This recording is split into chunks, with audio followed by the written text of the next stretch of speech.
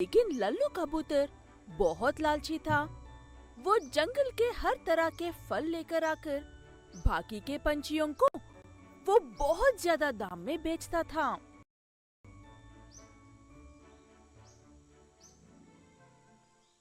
क्या लल्लू चाचा, इतना ज्यादा दाम बता रहे हो? थोड़ा कम करो, मैं 1 किलो ज्यादा ले लूंगी। ये क्या कह रही हो नीतू चिड़िया?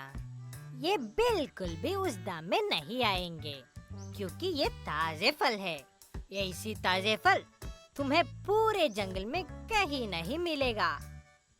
ऐसे कहते हुए बड़ी होशियारी से वहाँ के सारे पंछियों को अपने फल बेचता रहता था लल्लू। सच में उसके सारे फल ताजे होते हैं और अच्छे रंग में चमकते हैं, लेकिन असल में ये लीजिए गुरुजी, ये सारे फल भी तैयार हो गए हैं। इस बार बेहतरीन क्वालिटी वाला पेंट इस्तेमाल किया है। अब ये फल हमेशा के लिए ताजा हो गए हैं। झट से तिल्लू को बात करने से रोककर, अरे रे रे चुप, बिल्कुल चुप। लगता है तुम मेरा सारा व्यापार बर्बाद करना चाहते हो।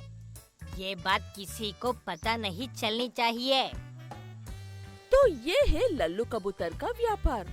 वो पड़ोसी जंगल से आधे खराब फल कम दाम में लेकर आकर उन्हें तिल्लू कौवे की मदद से ताजे फल लगने वाला पेंट लगाकर इस जंगल के पंछियों को बेवकूफ बनाते हुए ज्यादा दाम में बेचकर अच्छे पैसे कमाता है।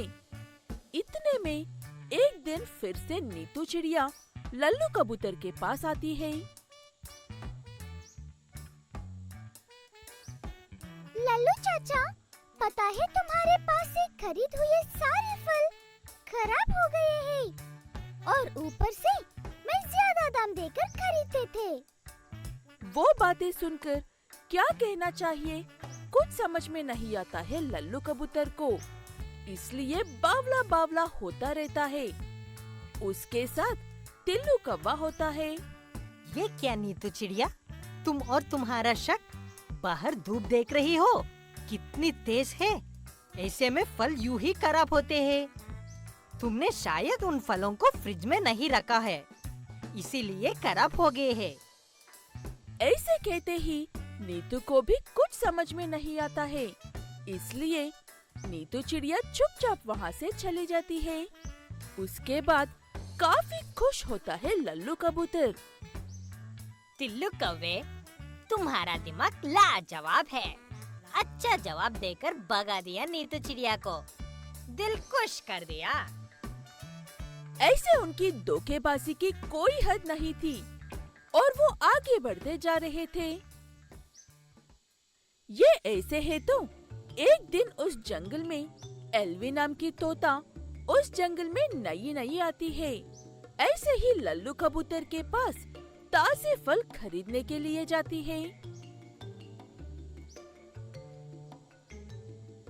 हाँ, आओ आओ तोते, मैंने सुना है कि तुम इस जंगल में नई आई हो। मेरे पास ताजे और स्वादिष्ट फल है, इन्हें खाओ और आनंद लो।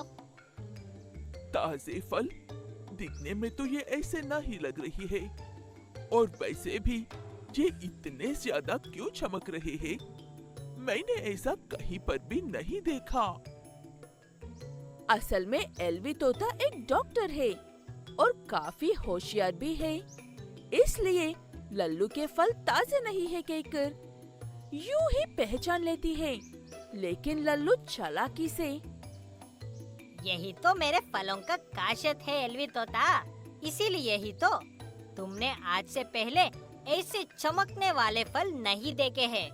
इसीलिए ही मेरे पास दाम भी सबसे ज्यादा ही होता है। एल्वी तोते को शक तो होता है, लेकिन बिना कुछ कहे चुपचाप वहाँ से फल खरीदकर चली जाती है। ऐसे उन फलों को काट कर देखा तो वो सारे खराब थे। उसके बाद से असल में क्या हो रहा है ये जानने की कोशिश करती है एल्वी तोता। देखने में इतने ताजे फल लग रहे हैं, लेकिन काट कर देखने पर सारे खराब है। मुझे इन फलों के राज का पता लगाना ही होगा। ऐसे कहते हुए अगले दिन लल्लू कबूतर का पीछा करते हुए जाती है एल्वी तोता। लल्लू कबूतर तिल्लू कौवे से रंग लगाकर तैयार हो चुके फल लेकर आने के लिए जा रहा था। ऐसे लल्लू कबूतर का पीछा करते हुए जा रही एल्वी तोता को सारे धोखाधड़ी की बात समझ में आ जाती है। ये लो लल्लू, खराब होने के लिए तैयार सारे फल में रंग लगा दिया है। इन्हें ले जाकर आराम से बेच दो। हाँ हाँ तिल्लू, ये पूरे तरह से खराब होने से पहले ही इन्हें मेरे पास से बेच देना चाहिए। ऐसे कहते हुए वहाँ से जा रहे लल्लू कबूतर को और उस घटिया काम में मदद कर रहे तिल्लू कौवे को एल्वी तोता ले जाकर पुलिस वालों के हवाले कर देती है।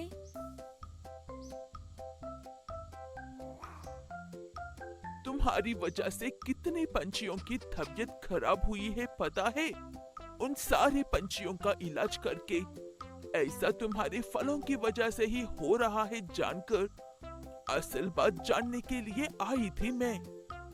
मेरा अनुमान गलत नहीं है, ये बात तुम दोनों ने साबित कर दी है। उसके बाद पुलिस पंछी उन दोनों को जेल में डालते हैं। लालच के चक्कर में आकर आखिर में सब कुछ खोकर जेल में बैठना पड़ रहा है।